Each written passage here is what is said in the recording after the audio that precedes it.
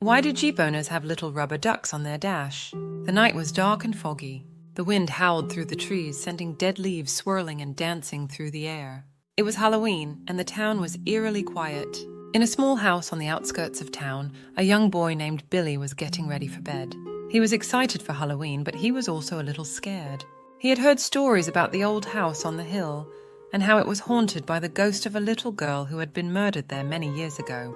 Billy climbed into bed and pulled the covers up to his chin. He tried to think happy thoughts, but he couldn't shake the feeling that he was being watched. He closed his eyes and tried to sleep.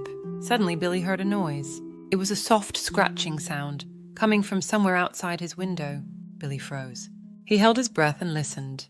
The scratching sound continued. It was getting louder and louder. Billy slowly opened his eyes and looked around his room. He couldn't see anything. The scratching sound stopped. Billy let out a sigh of relief. He must have imagined it, he thought. But then he heard the sound again. This time, it was even louder. Billy could feel his heart pounding in his chest. He was too scared to move. The scratching sound was coming from right outside his window. Billy could hear it scraping against the glass. Billy slowly got out of bed and crept over to the window. He peeked out through the curtains.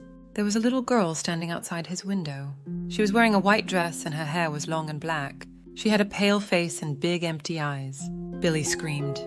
He fell back onto his bed and pulled the covers over his head. He squeezed his eyes shut and tried not to think about the little girl, but he could still hear her scratching at the window. Billy lay in bed all night, too scared to move.